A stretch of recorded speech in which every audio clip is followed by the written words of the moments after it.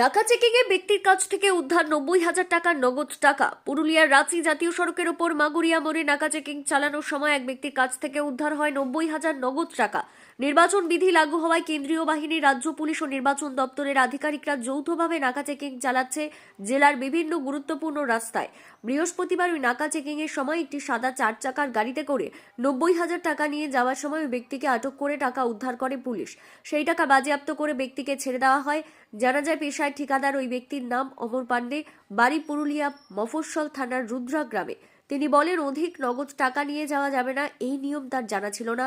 নাকা চেকিংয়ে থাকা নির্বাচন দপ্তরের আধিকারিক প্রীতম দাস বলেন, 90,000 নগদ টাকা নিয়ে যাওয়ার সময় ব্যক্তিকে আটক করা হয়েছে। এবার আইন অনুযায়ী সমস্ত পদক্ষেপ নেওয়া হবে।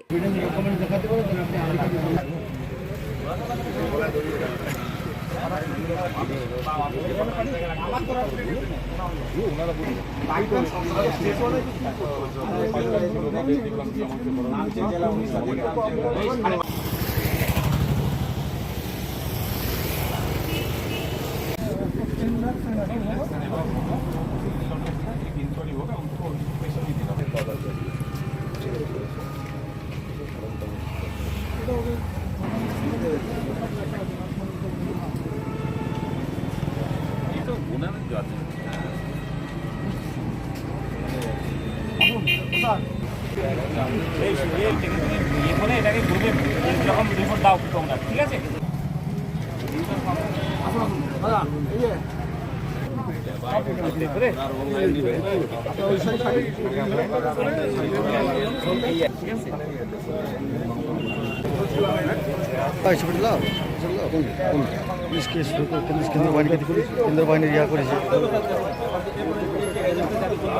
এটা কাজ চলছে, কাজ রানিং আছে, কাজ করার জন্য যাচ্ছিলাম। কিছু লেবার পেমেন্ট আছে, পাম্পে ধার আছে, ঠিক আছে।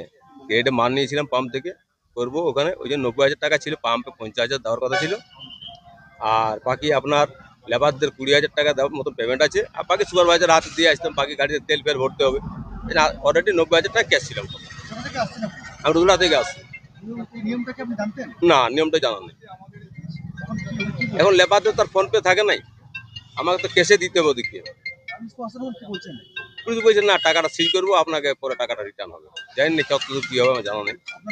আমার নাম অমর পান্ডে, সিভিল কন্ট্রাক্ট। আমাদের যা যেহেতু 50,000 ওপরে ছিল, তো আমরা ওটা মানে পাওয়ার পর আমরা উপরে আমাদের পুলিশ যারা অফিসার ছিলেন এবং তাদেরকে ইনফর্ম করি এবং বাকি প্রসিডিউরটা এখনো চলছে। উনি ওই ব্যাগ, যে ব্যাগটা ছিল সাইড ব্যাগ, ওনার মধ্যে ছিল। না না, ওই যে গাড়ি 90,000।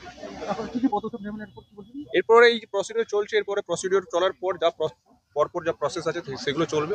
বৈধ কাগজপত্র দেখাতে পেরেছে? এখনো তো নেই বলেই তো সিজ হলো। এবারে প্রসেস প্রপার ডকুমেন্ট যদি থাকে তারপরে ওনার টাকা থ্রু প্রসেসের মাধ্যমে উনি পেয়ে যাবেন, যদি প্রপার সমস্ত কিছু দেখাতে পারেন। আপনার নাম? প্রীতম দাস।